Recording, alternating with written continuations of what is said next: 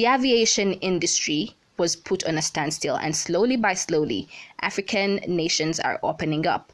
We talked to Toni, the founder and CEO of Aviators Africa, an aviation publishing media house, to give us his views about the resuming process of the aviation industry in Nigeria. Welcome, Toni. Thank you for having me. Please share with us the effects of the pandemic onto the Nigerian aviation industry. As you already know, aviation industry is one of the hardest hit by the coronavirus pandemic, and the Nigerian aviation industry is no different because the aviation industry is global. So coming to Nigeria, the effect has been very hard on the sector as airlines revenue has dipped a great deal, and airport operations, of course, airports are no operations, so the whole aviation value chain has suffered a great deal. But thank goodness, the industry the airspace has been opened since the 8th of July, and gradually we are beginning to notice some activities, but just like the world bodies in the aviation sector has already put, it's going to take up to third quarter 2021 for the aviation industry to recover to pre-COVID-19 terms.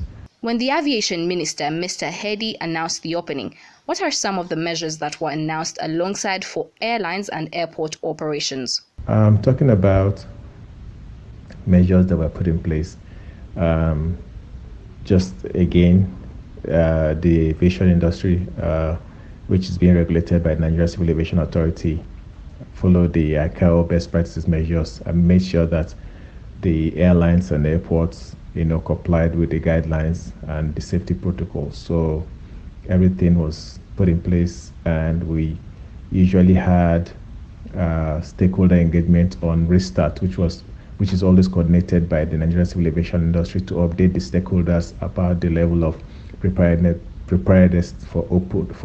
restart operations. So we had all the stakeholders from airlines to ground handling to service providers to agencies, which the minister is always in the meeting as well. So issues are discussed and stakeholders are carried along and questions are asked. So that way it's a holistic,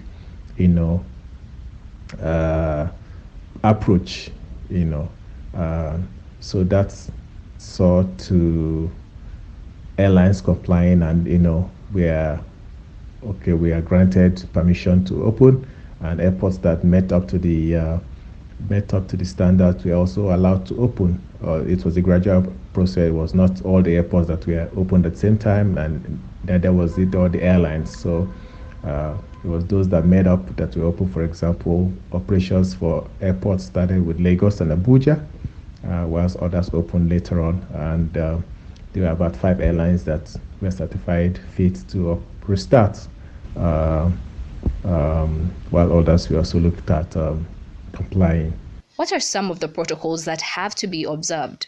The protocol that have been observed basically is, of course, social distancing at the airports, wearing of face masks and face shield, sanitizing. This has to do with the airport, but aboard the aircraft, of course, there's no social distancing.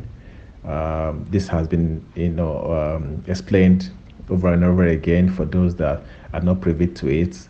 There is a filter in the aircraft called HEPA filters, the high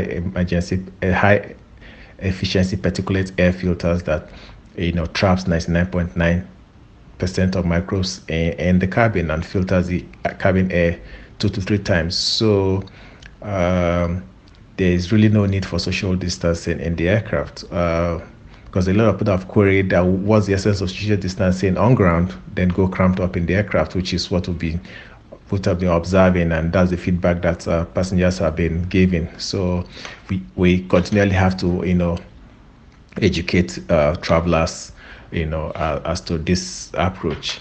How is the general traveling population reacting towards these measures? The confidence is still not back yet. They are trying to grapple with the new normal, on the new realities. The trust level is still low, but I'm guessing with time, it's going to pick up.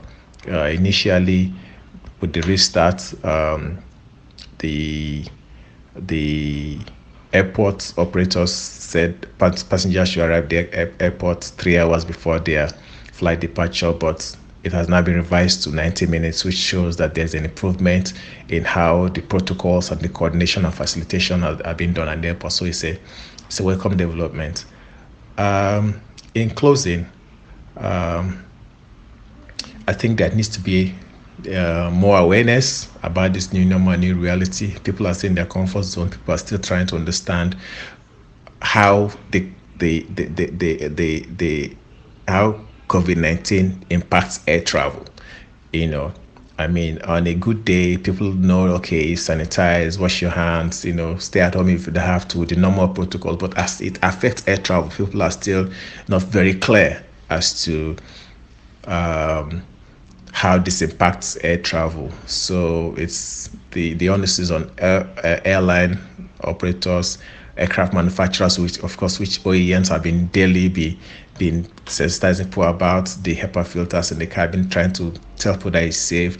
I think the more confidence and the more trust that air travelers have, the earlier, will come back to traveling again. Having said that, it's a gradual process. Countries around Africa are beginning to open up. I mean, from the August the 1st, most countries open up for international operations. So we'll see gradual comeback of international travel. But at the meantime, the focus right now is on domestic tourism as states open up their domestic travel and countries begin to travel within themselves and gradually open up to international travel. Thank you so much, Toni. You can follow Toni on these social media handles. My name is Bella Twine.